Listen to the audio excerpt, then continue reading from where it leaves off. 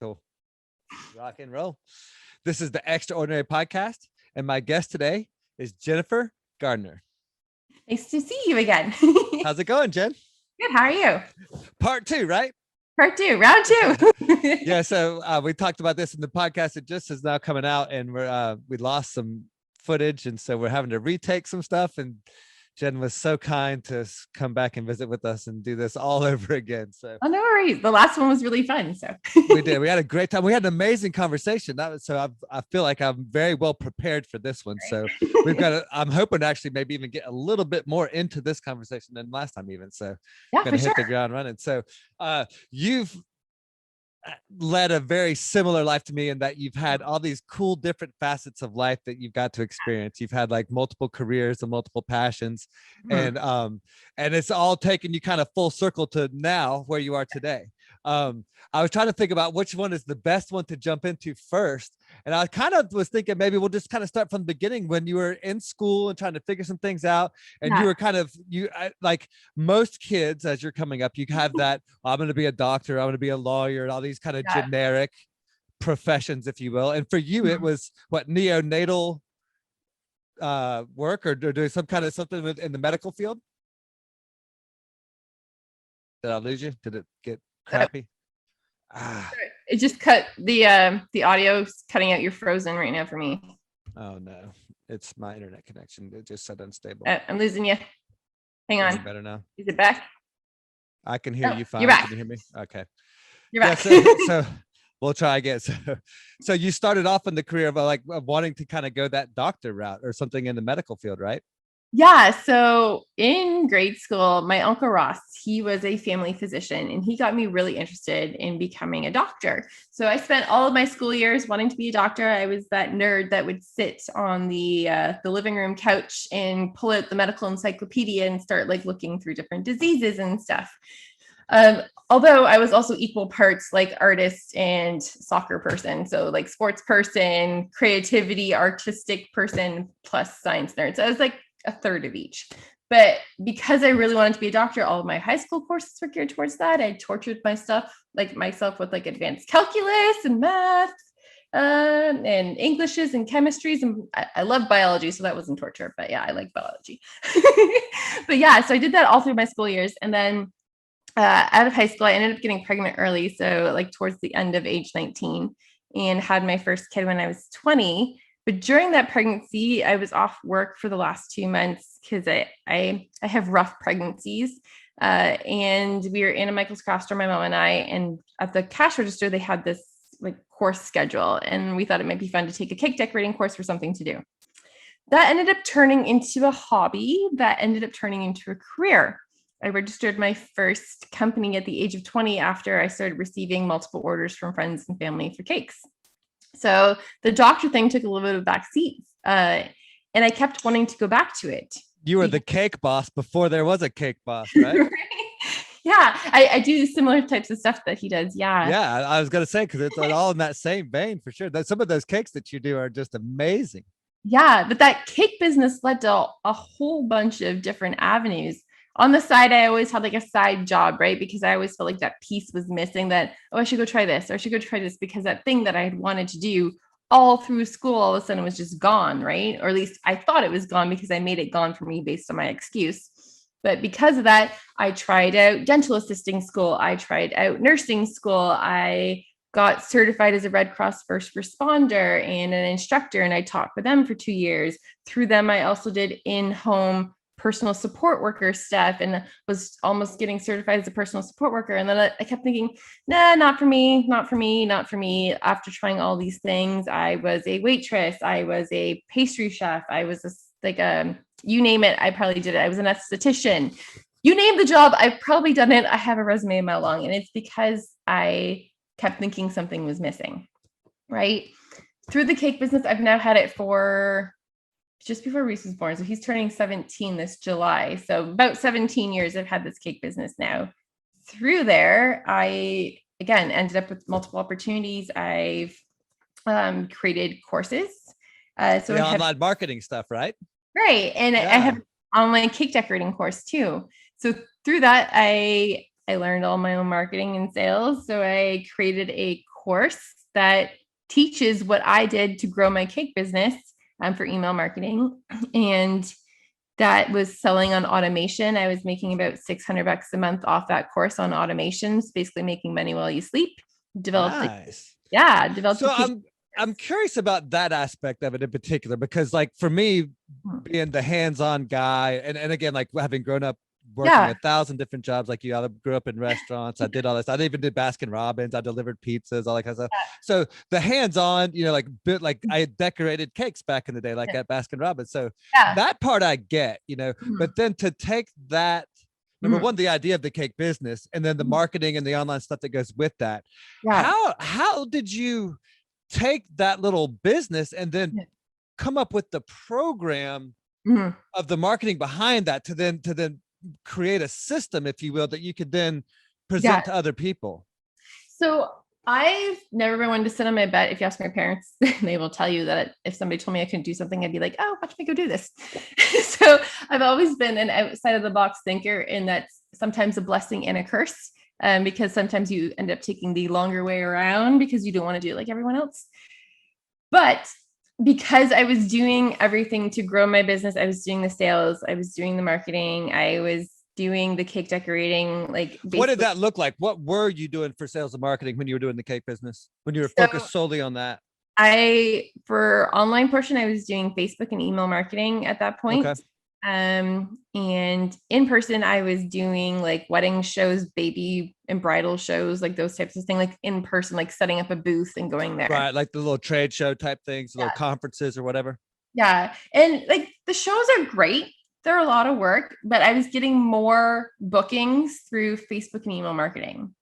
Interesting. And that was in the earlier days of the Facebook marketing. Looked a lot different back then, didn't it? Yeah. Like my Facebook ads were converting at 5 cents a lead. So wow. Yeah. So it was a really good avenue. In my email marketing, I'd send out an email and I would have automatic bookings. So because like I would do like seasonal stuff, like Valentine's orders or Halloween. That was off of your own email list that you developed to your own website? Yeah, I had grown my email list almost up to 10,000 people. No kidding. How did, again, I apologize for getting into this, because this is exactly what I'm trying to figure out right now with my with my program. So I'm just fascinated by the process of how you figure this out. So now I forgot what I was going to ask you. So because I was really into growing my business, really into technology, because I also had a tech job for 5 years of my high school life through my mom, the company my mom worked at. I was researching different people that I could learn from to learn online marketing and stuff. And the courses I was taking, they were teaching this email marketing, they were teaching online sales, they were teaching up how to set automations up and all that jazz, and the courses and sales funnels. So I've taken tons and tons of courses. I've done graphic design, I've done sales and marketing, I've done online business. And through there, I learned all these things that then I wanted to apply to my own company. So then that's where I should create my own course on what I've learned on how to do this, because there's probably other people that would want to learn this stuff. Yeah, it's like your own synopsis of it. Now I remember what I was going to ask you. So how did you grow that email list to 10,000? What was the best way, or what would be your advice to me to get my email list to the 10,000 that I'm trying to do? Yeah. So the first thing is always make sure that you have something that people want. So when they opt in for your email list, you want an incentive.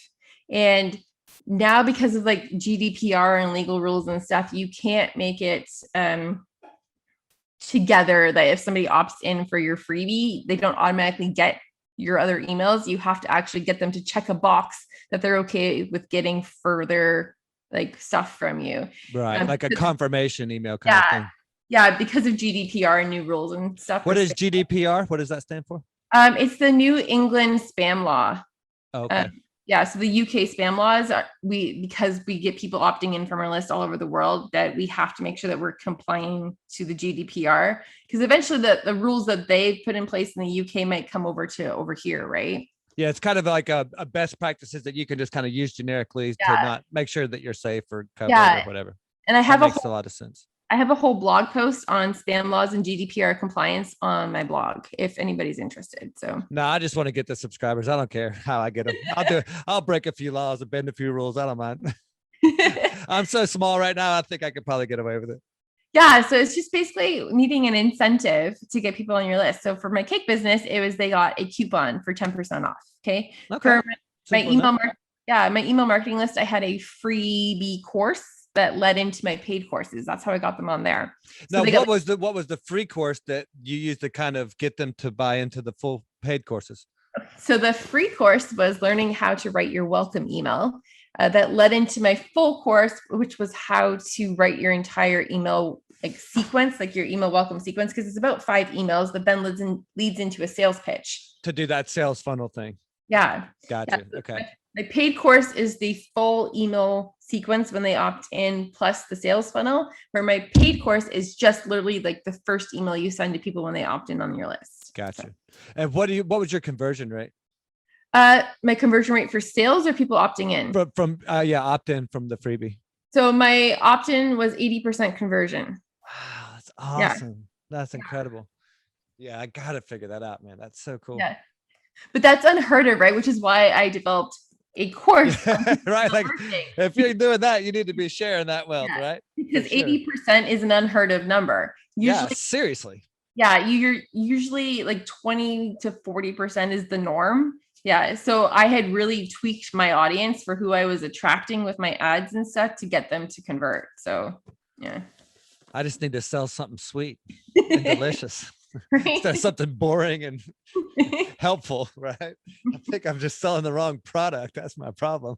No, that's awesome. So you had that cake business and then you had the online marketing, all that spin-off things that are coming. And I love that because that demonstrates so much about how to live that extraordinary life that we talk about in this podcast, that lifestyle design stuff. It's like, number one, you have to have multiple opportunities for revenue, but two, just like you, like I'm a jack of all trades, master of none. I love learning enough to be dangerous in all these different categories, all these different fields, you know, from the hands-on cake decorating to full on like email marketing and that whole back end stuff and like all that online sales stuff that's so necessary for all businesses to work now effectively.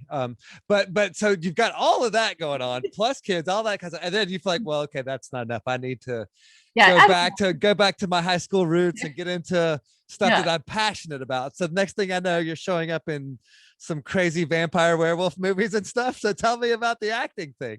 So that all stemmed from the cake business too, surprisingly, right? Everything happens for a reason. I'm a true believer in that. So first the cake business developed, the marketing business developed. Like I was writing articles for Roar magazine. I wrote, I think 2 for them. And then I got, which are essentially blog posts, right? Yeah. Well, it's an actual magazine, Roar magazine. Yeah, but I'm saying like you treat writing that magazine article the same way that I would try to write a blog post so that I can hopefully eventually get published. And and then I got asked to write a snippet for an ebook for Sexy Melting Heels on my own business advice. And then from there, I ended up with a monthly teaching segment on Rogers TV for my cake business.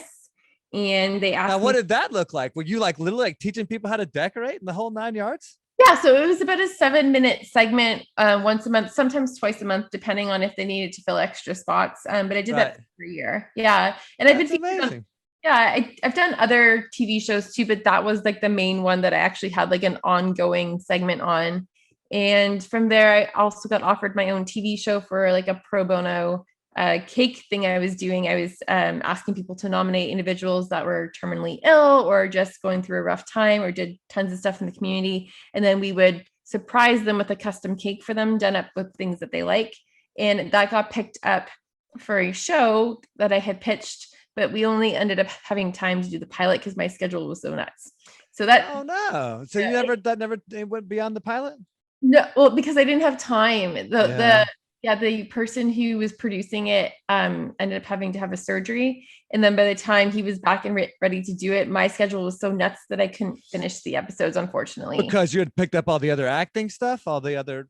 No, because I picked up more business stuff. Oh, the cake stuff too. Oh my gosh. So yeah, you're just like, you need to like clone yourself pretty much. Right, pretty much. But there again, like that's such a testament to getting good at something, because like you just got good at the cake decorating, and then that led to all Yeah. these other opportunities. Like once you're an expert, once you're known for what you're good at, then Yeah. people come find you. They come seek you out. Yeah. So once like that daytime ended, a producer knew that I had really liked doing like musicals and like drama and stuff in school. He knew your background a little bit.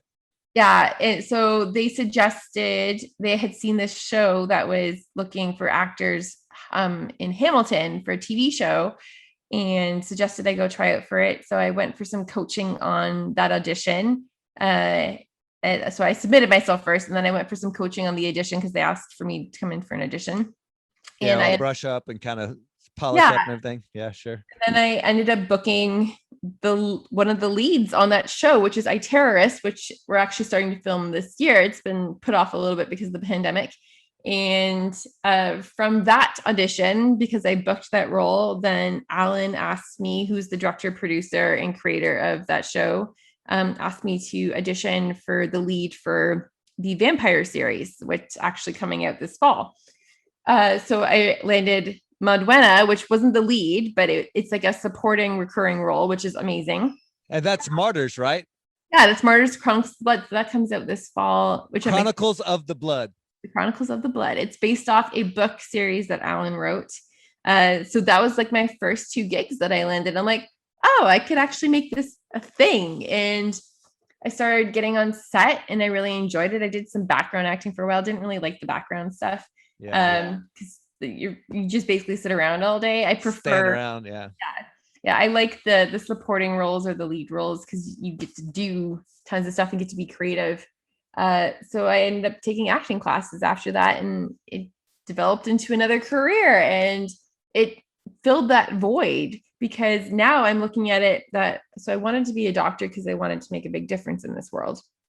And I think that's why that there was a hole for so long because every other career that I touched, I'm like, how can I use this to make a big difference in the world? Right. So like it didn't feel as purposeful as being the doctor. Huh. Yeah. Like the cake business, I had like a little thing with the pro bono cakes and stuff, but it wasn't like to the extent that I had pictured. You're not saving lives in theory, right? Yeah. So with acting, you can actually use your career to actually make a huge impact in the world. I've seen tons of actors start companies like Kristen Bell has started This Saves Lives, which is helping end world hunger. Chris Evans started A Starting Point, which is helping educate people on both sides of the spectrum for politics, right? So they're making a difference in the world through their careers. And that's ideally where I would like to get to a place in my career where I can actually use my funds, use my notability to make a larger impact in the world on things like world hunger, on things like cancer, on things like ending homelessness. Like, so now that void, I get to be creative. I love my job and I get to have an impact that I was hoping to have from when I was a little girl. So. Well, what's so cool is that you're really kind of able to balance them all. I mean, it's kind of like me with my business. It's like you're able to ebb and flow with each different aspect of your career and always keep them all kind of going at the same time. That's really kind of fascinating. Yeah. So the cake business is not as huge as it was because I've really kept back on it, especially because the pandemic, not really any cake orders. Like one. Well, yeah, you're not having big parties and big, huge get-togethers. I mean, you're not doing that kind of stuff. So I'm looking to move the cake business into more of a teaching aspect now, which I've been hoping to do for a while. Nice. So I'm looking at starting a new Instagram and YouTube series called In the Kitchen with Jen and just moving that into a teaching thing instead of a done for you cakes thing. So of course I'll still get family and friends hitting me up for cakes, but you know what I mean? Oh yeah. Well, that's exactly the same thing with my contracting business. Yeah. It's like it's always there, but like I'm trying to scale it, keep it as low and small as I can, so it'll give me time for all the other things I'm trying to do. Yeah. Then you got friends and family that like need you, and you're like, all right, yeah. And that seems like it's perpetually now. Like everybody's always banging on my door needing something. But well, that's the same with like my marketing side, right? I built out 5 websites for family and friends last year. So yeah, and help them. That's amazing. No, that's awesome. Well, there again, though, like, I think it's just like we all kind of again have that preconceived idea of a doctor making such a difference and making such a big impact. But like if you really think about it, a doctor saves that one life at that one point in time or whatever. And that may happen, over the course of many days. But like if you really think about if you just set up 5 websites to create 5 businesses, well, those 5 businesses could then at least employ 5 people, if not, more down the line, which then is in turn providing food for 5 families, which is, how many kids does that impact? How many? So really, like if you think about it, a lot of the grassroots stuff, a lot of stuff you don't feel like is necessarily making a difference, really, in the grand scheme. And in the long run, it does. Yeah. And it's funny you say that, because even sometimes when I post on Instagram, I'm like, this is nothing. Like nobody's going to care. Right. And then you get that one person like, thank you so much for posting this. Like, I really needed to hear this, or I really connected with what you said. Right. And it's about that one person. Yeah. Yeah. That's what I tell all my podcast buddies. And, because sometimes we, podcasting, well, you do the interviews, so you kind of have that feel. It can be a lonely world out there. You feel like you're alone. You feel like maybe nobody's listening and nobody's paying attention.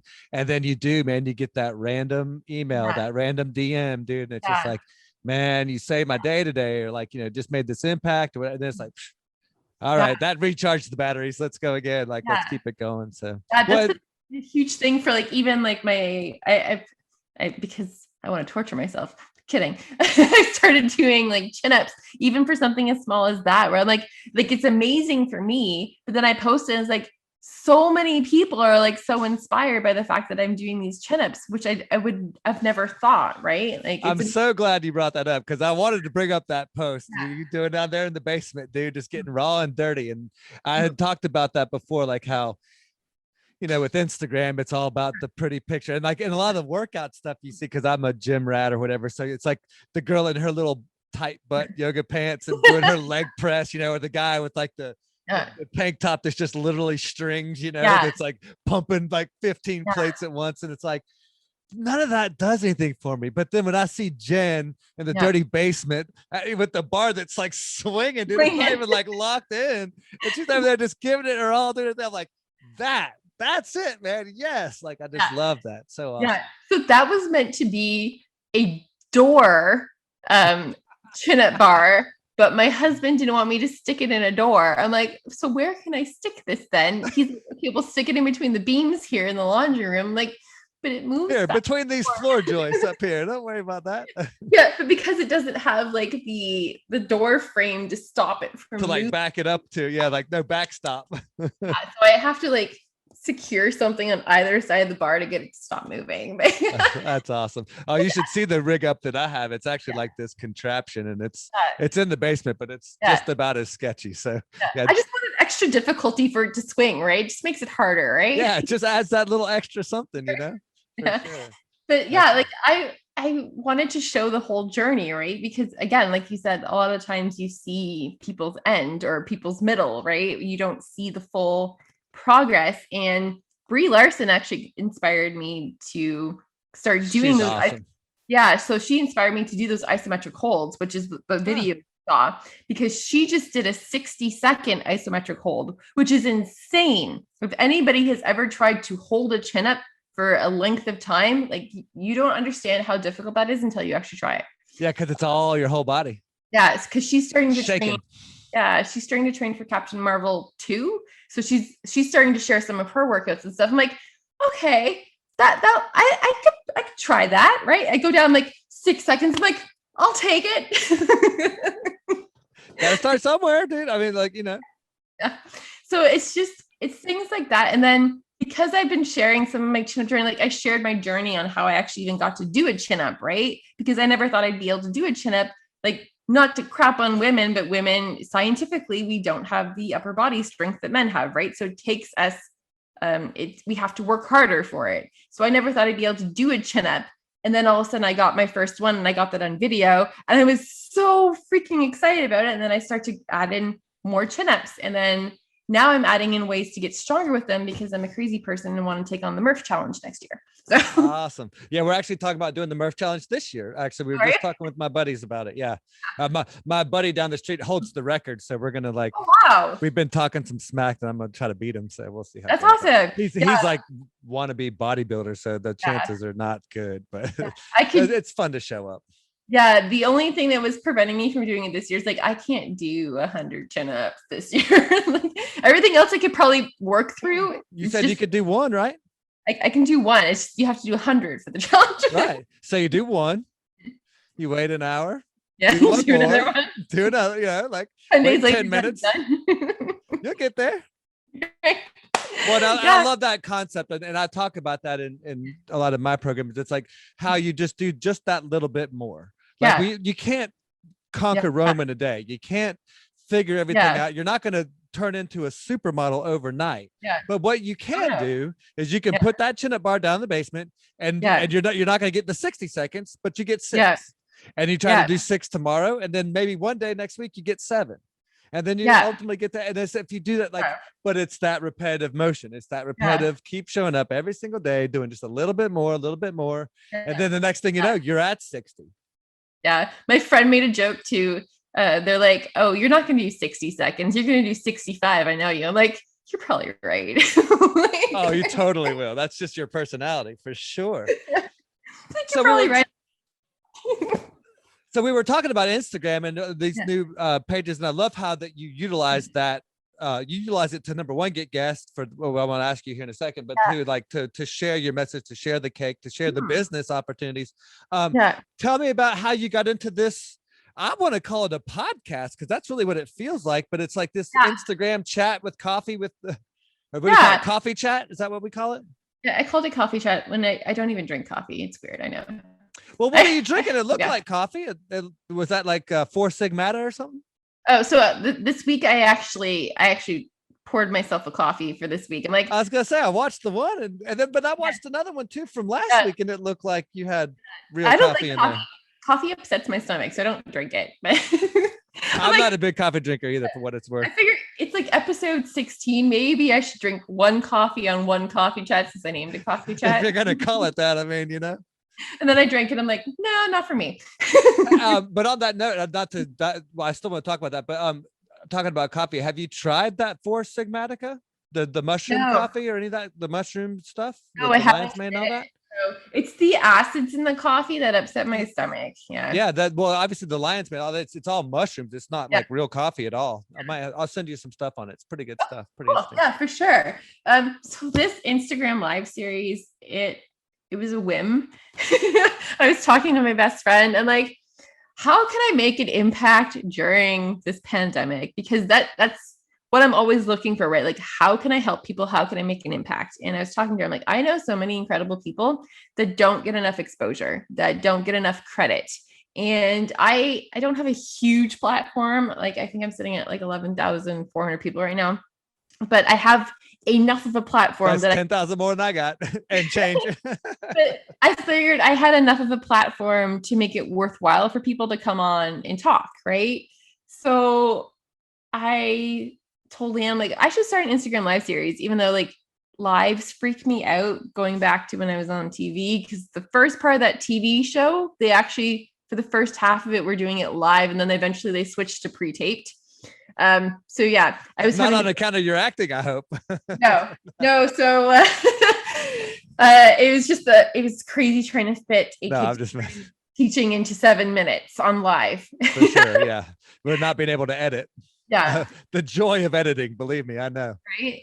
So I decided to start that series to help people. And within like a day, I had implemented it. And then I started asking people that I knew that I thought were incredible that if they wanted to come on and chat with me. And so many people took me up on it and are still taking me up. And I'm like, okay. So by like end of season 1, I'll have like done 22 coffee chats, which is like, I didn't even think one person was going to come on and talk to me. I'm like, okay, this is really cool. And there's so many people getting value out of them because the people I'm bringing on, we're having open communication. We're touching on subjects that sometimes don't get touched on social media. Like, Well, a lot of it's just, it's very organic and it's kind of just light and fun. And like, there's no, it doesn't feel heavy, like sometimes you walk into like a podcast, it's like, there feels like a weight, and but like, it's just kind of like, the two people like shooting the shit. Just hanging out. Like you feel like you're just talking with your best buddies kind of thing. Yeah. And that's the kind of concept I wanted with like, I didn't want it to be this formal talk show. I wanted to be like, we were out at a coffee place and just having a chat, right? Or sometimes we do them in the evening. And then I thought maybe we should nickname this like bar chat or like martini chat or something, right? But it's been interesting learning from all these people, hearing their stories, having open conversations and seeing who we're impacting. Because the people that show up are, I have an awesome audience.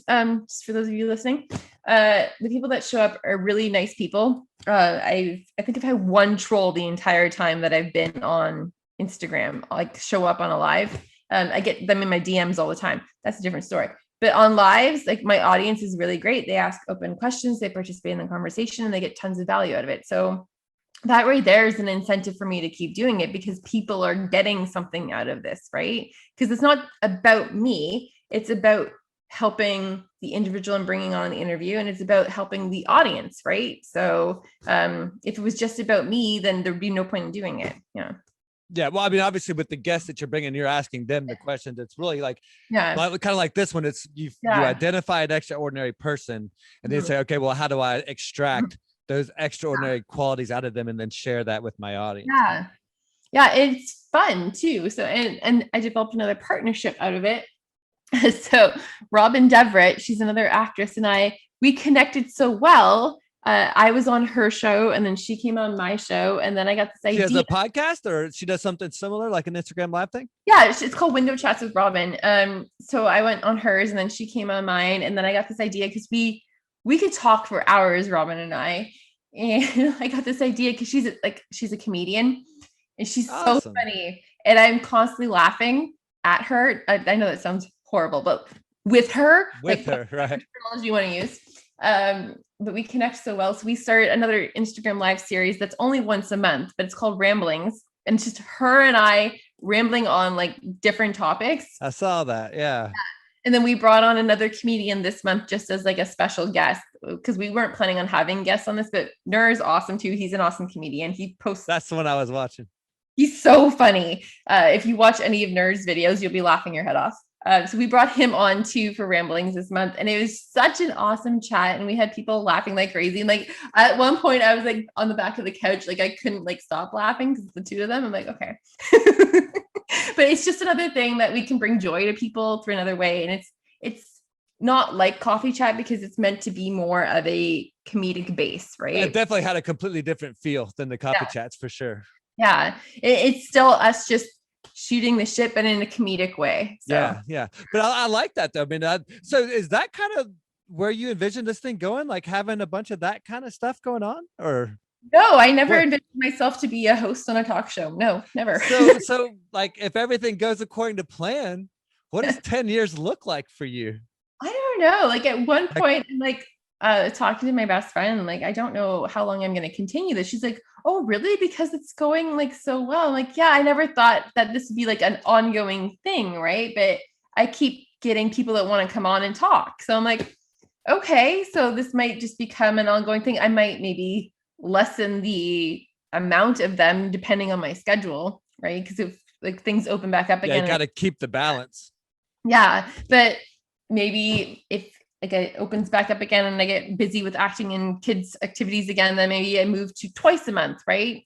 But as long as people want to come in and talk, I'll keep doing it. And then I repurpose them. So I put them on YouTube and Vimeo, and I take snippets of them to share on Twitter. And eventually I'm going to be doing it on TikTok too. But you have to find like the right snippet for like some of these platforms. TikTok, you can only get like 60 seconds in or whatever. So it's got to be it's more like a snippet kind of thing. Yeah, so it's just repurposing them, and then I'm behind on creating the blog posts. But the idea is welcome to the club, right? But everything then gets combined into one blog post on my website to help gain them extra exposure. If somebody was to search their name, then they come up with this, and then there's their bio, there's the interview, there's the Spotify audio for the podcast. So yeah, that's brilliant. I love that. That's so smart. Yeah. So that's the idea with it. It was to help these people get more exposure with it, because I've done really, not to like toot my own horn, but I've done a great job of SEO for my own website. I've put in so many hours doing that. So when people search for their name, they actually do come up on my website. So yeah. Okay, so you just brought up SEO, so I'm gonna nerd out on you a little bit. Um, Neil Patel, Yeah. do you know him? Yeah, I do. I don't know him Because personally, but yeah, I he's know like of the SEO king of the world or the it. Yeah. universe or whatever. And I was watching, I don't remember which chat it was I was watching, but Yeah. you were mentioning people that were asking questions or whatever in the chat, and he came Yeah. up and you said, "Oh, hey, Neil Patel says what?" I'm like, Yeah. "Wait a second, is that the SEO Neil Patel? Really?" No Yeah. kidding. So what was the biggest thing you learned from him, maybe specifically in SEO that maybe I could apply to making my website more searchable and effective? It's just so Squarespace, the platform I use, is already great for SEO to begin with because they help walk you through all that stuff. So that if I'm not on Squarespace, I should shut down my Wix account and switch over to Squarespace. Is that going Not to be your best necessarily. advice? No. If you're not on Squarespace and your website's not automatically optimized for SEO, then still, and not to say that you don't have to do work on Squarespace because I still did. Then it's a matter of making sure that you're keyword friendly. So, and having that keyword repeated throughout your website. So on my website, when I upload a photo, the meta tag, so the file name and the metadata on that, I make sure to change it to the description of the photo, make sure that my name's in there. So then those pictures start populating on Google, right? Because they see my name in the metadata. Because a lot of times people will upload a photo and they'll just leave it as like picture number 2 or something. Yeah, random. whatever it's saved it as, like that original file name. Yeah. So make sure you're changing your metadata for any files or videos or pictures you're uploading to an actual description of what you want to be found when somebody's searching for it. Making sure, again, your descriptions are keyword friendly. And not to say that when I say keyword friendly, some people will actually just like put random keywords in there, like make sure that it flows with what you're actually trying to say. At the same time, keeping it keyword friendly. Think about what people might be searching for in regards to you, right? Yeah, because it needs to be keywords that align with what it is that you're selling or whatever it is you're trying to preach or whatever. I mean, yeah, exactly. And then like some websites will have the option of putting in specific keywords for your website into some metadata for like your website description, right? So if you have the option of actually creating a website description for your URL within your website platform, make sure you do that because a lot of times people will leave their website description blank and then Google just populates anything from your website that they think is relevant, right? So you want to make sure that you're putting in your website description that your URL is something to do with your business. Because if you have a random URL, you want to make sure that has at least one of your keywords in it. Your like just basically anything that has the option of putting in a description, make sure it's keyword in there. Yeah, make sure it's keyword friendly. Gotcha. So don't just leave it as random stuff. And that right there, just taking those baby steps, you'll get a huge boost in your SEO. Just making sure that your pictures, your videos, your descriptions are all filled out with your keywords. Yeah. The only place where I've been effective with it is with the podcast interviews, tagging the guest name and like it's like you're like a big Jen Gardner or Jen Gardner, whatever, and then Jen Gardner interview and then Jen Gardner podcast interview and like all that like a couple of times and then what I'm finding in like some of those for when I have the smaller guests who aren't very well known or very popular, that'll actually be the first thing that comes up when you search them, which was kind of cool. Yeah, because that's usually not the case though. No, it all depends on how much information is about the person online, right? So like how much data is out there, kind of deal. Yeah. Right. So well, I won't totally dork out on all that SEO. I know our audience probably has no interest in that whatsoever, but I just thought it was so neat that you had Neil Patel on there because I mean, he's kind of a dorky looking dude. He doesn't, he's kind of whatever, but he's so good at what he does. Like again, you talk about like an expert at what they do. Yeah, he's a fascinating guy. Yeah, so I haven't had Neil Patel on my coffee chat, but I think he got brought up in a conversation. Yeah. Oh, okay. Well, I thought he made a comment. I thought he asked a question when you were doing one of your chats. I thought maybe not. I could be mistaken, but anyway. I've done so many of them now. I can't remember. I was gonna say you got a bunch of them out there. You probably don't even realize. But yeah, I know he did come up in one of the conversations because somebody I had on was an entrepreneur. So yeah, he got brought up. Yeah. Well, so let me ask you this. So if you had your druthers, if you had to, I don't want to say if you had to choose because I'm a huge believer in doing multiple facets and having multiple income streams, first of all, but things that you're interested in that keep you going. What would your primary source of revenue and all that kind of be? Would you prefer to just do acting? Would you prefer to see this interview thing kind of take off? Or if Um, it were up to you, what would you want it to be? well, I like the interview thing, but it isn't like the thing that drives me. That turn your crank? Yeah, so I love doing them. I love chatting with people, but I don't see it right now as a profession, if that makes sense. The acting, the creativity of the acting, that lights me up, and the knowing that through acting I can actually progress to a point in my career that I could actually maybe eventually be a host down the road, but I could make an impact. That lights me up.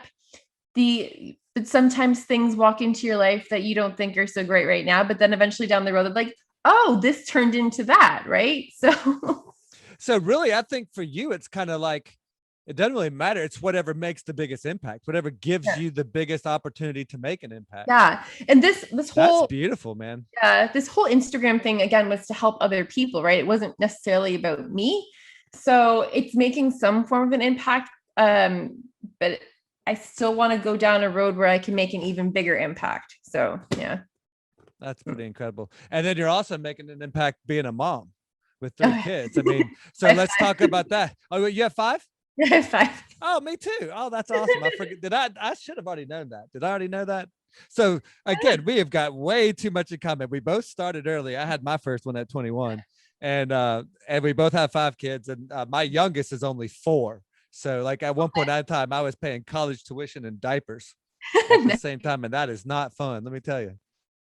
Yeah, so my oldest is turning 17 this year, and my youngest will be turning 5. So Awesome. yeah. So Yeah. how you like dealing with those teenagers? So I don't want to like crap on them. Like, okay, they're the typical. That's okay. They're not going to listen anyway. Oh, they do. They hop Oh, on. do they? Nice. Yeah, you'll see my kids pop into my Instagram lives. They're great kids. They have their typical teenage moments where they're like, you want to Sure. bang your head against a wall because they're teenagers, right? They're learning, they're growing. But the other 80% of the time, they're awesome kids. They help me like crazy. I don't know what I'd do without them. So No, I love having a big family, and I love having little rugrats running around all the time. I wouldn't have it any other way. yeah. It's where I'm most comfortable. Yeah, like when I have interviews like this, if my husband's at work, like my oldest 2 will babysit, right? Or like my other younger 2 who aren't necessarily babysitters. So like my 11-year-old and my 13-year-old who don't usually babysit, they will still watch Tyler for me if I'm busy, right? And try and entertain him. They help make meals, they help with laundry, they help with the dog because we have a dog. As well they should, right? Yeah. So like raising them right. They're great kids, right? But again, like you and I have moments where we're not so great with, like, everybody has moments, right? So you can't just be like, oh, they're teenagers. Like they have their moments, they're growing, they're adjusting, they're dealing with hormones that you and I don't have to deal with anymore. And they're great kids. So yeah. I think we can all be more patient and understanding with our kids. But yeah. what I find so fascinating is like once they turn into teenagers, like everything that worked up to that point no longer works. Like so I look at it as like you got to lay all that groundwork on the front side, get all the lessons, all the because before they're teenagers, they'll listen to you. Yeah. They'll appreciate what you're telling them to a certain extent, you know, and take it to heart. But once they turn to teenagers, whatever you tell them, they're gonna do the opposite. So like that whole idea of like I'm gonna teach you a lesson or I'm gonna tell you how to do something, that doesn't work anymore. So you gotta like you gotta rely on other people a lot. I think that was one of the biggest things that I was so grateful for is having other men, other parents, other you know, people in their lives that could make an impact. Crazy. Hey, as long as they don't end up in prison or in jail, I figured I'm doing all right, man. Or dead, you know, as long as they're still breathing and upright, I'm doing all right. Mm-hmm. I got 2 out of the house so far, so 2 out of 3, I'm good to go. So, but I figured there'll be one that just wreaks havoc at some point. I know. So, so we talked a lot about purpose and about like having. Like, I think so much about a lot of your decision making, a lot of your career path has been based on having that bigger purpose. Do you have like a charity or a cause that you're driven towards, or that's like your primary focus, or is it just you just want to be out there making a difference kind of thing? I'm really driven towards helping deal with the world hunger issues and the homelessness issues right now. Just because I see it happening so much in my own community. So those are like my two big focuses right now. So that's why I love Kristen Bell's company, This Saves Lives, because like not only did you get to purchase a yummy like protein bar or granola bar, for each one that you purchase, they send life-saving nutrition to a kid in need all across the world. So that's a company I support a lot. I've been supporting the food bank during this pandemic. The Giving Keys, they're another awesome organization. They help employ homeless people to get them out of homelessness. So they make jewelry and stuff. That one's Very based cool. in the States. So like companies like that. So I'm starting small, but small is better than nothing. Yeah. Well, I like the idea of starting local. Yeah. Because everybody's like, we all want to Mhm. save the world or save the Yeah. planet and all that stuff. But like, there's so much stuff going on in our own backyard. And, Yeah. and for me, like I interviewed this one guy and he's always like, you need to break out your checkbook and you need to be sending money. And yeah, I mean, obviously every charity could all use money and more money. They never have enough. But Yeah. for me, like the real impact is when you serve and when you Yeah. show up and when you Mhm. volunteer and when you put in the Mhm. effort, because like that's where like you see it, you make Mhm. the connection. It's not just like writing a check and sticking it in the mail and like feeling good Yeah. about yourself for the day or whatever. It's like you're going out there. Like I've got a buddy who has a charity in here in Atlanta called Hope Through Mhm. Soap, and they do showers and haircuts and all that, but they also feed everybody. And like I Yeah. just go down there and hang out. Like Yeah. I don't go down there with an agenda. I don't go down there with a Yeah. cause. I don't go there I just go down there to just be. Because Yeah. when I first started going, I was like, okay, well, what do you need me to cook? What do you need me to clean? What do you need me to like? I need Yeah. something to do. He's like, I Mhm. don't need you to do anything. It's like you Yeah. want to be here, but I Mhm. don't need you to do anything. Just show up, And so Yeah. that was a real eye-opening experience for me. Yeah, for sure. Definitely changed my perspective on a lot of stuff. Well, Jen, you've been an incredible guest, and I can't tell you how grateful I am for going through round two with me. And Oh, no problem. it's so neat that like you're it's funny, like I kind of like feel like you're like this female version of me. Like I don't know, it's just weird. Like we have so much in common and so many things that like I Yeah. think obviously you had great parents because they made you Mhm. such a well-rounded individual, exposing you to the soccer and to the arts and the Yeah. acting, but yet still the focus on the STEM stuff, which you don't see Yeah. a lot of times with young ladies sometimes occasionally. So Mhm.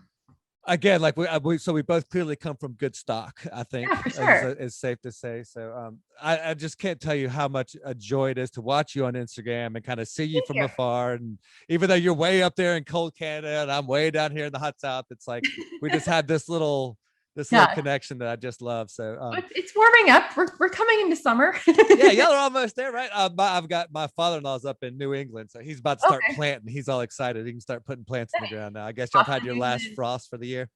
like Boston area or Yeah, I well outside of there, but yeah, okay. Massachusetts, yeah. Nice. But anyway, yeah. So all right, so real quick, tell everybody where they can find you, and I'll have a couple of questions to wrap up with. Yeah, for sure. So my main social media focus is Instagram. So you can always find me on Instagram at real Jen and then Gardiner. So Gardiner. I know The nobody second most famous Jen Gardner out there, right? the Actress. Canadian one. And then I'm the same username across all profiles, like all like social media profiles, except for YouTube, because YouTube, they take whatever name of your channel and they plug it in. So YouTube, I'm slash the letter C slash then just Jen Gardner. So Okay, cool. And we'll have links to all of that in the show notes as well, so everybody can go in there and make sure you subscribe to her channel and follow her stuff. Those conversations are amazing. I love them. All right, so as we wrap up, if you had a billboard for all the world to see, what would you put on it?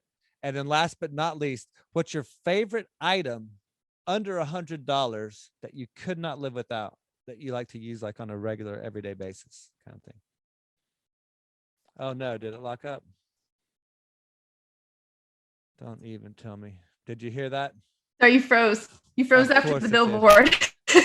All right, so it's acting up. All Oh, right, so I'll ask it you're again just still to make cutting sure. out. Can you hear me now? How about now? Yeah, you're back. Good. You're back. All right. Okay. All right. So we'll take two. I'll ask it again. So Okay. As we wrap up, thanks so much for your time. Thanks for being on the show. And I look forward to doing this again. We'll do a part 2 or a part 3, I guess, technically. But as we close up, if you had a billboard for all the world to see, what would you Yeah. put on it? And then last but not least, I love this question. What's your favorite item under $100 that you could not live without, that you use on like an everyday basis sort of thing? Okay. So my billboard, probably made for more. That's sort of my slogan for myself. Made for I more. like that. Where'd Yeah. that come from? That came from Rachel Hollis. That was a book that she wrote, and I really resonated with I it. like her too. She's Yeah. awesome. So that's ever since I've seen her post that, that's kind of been my thing. I even have one of her hats that says "Made for More" on it. So that'd probably be my slogan, because made for more, meaning that I am put on this planet to do big things, to make a large impact in a positive way. So that's my I slogan. like that a lot. And favorite item under $100 that I can't do without on a daily basis? Cheaper the better. I'd say a sauna. It's free.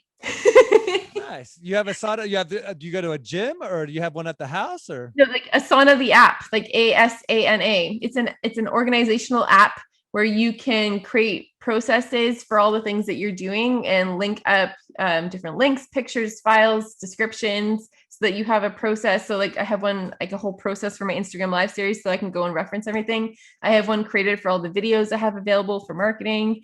It's free and it keeps me organized. Asana. So. I'll have to check it out. That sounds pretty Asana. cool. Yeah. Very neat. Very Mhm. cool. Awesome. Perfect. Excellent answer. Jen, thank you so much for your time. And I hope you guys have a great summer. Hopefully things are getting back to normal. I know I see some pretty scary stuff out there on Instagram or with social media with Canada. I hope you guys are getting back to normal. I know things are pretty much normal here. So hopefully Yeah. everybody can follow suit. Yeah, for sure. Thank you so much. All right, Jen. We'll talk to you soon. Thank you. Bye. Take care. Oh, wait. Nope. I almost hit leave.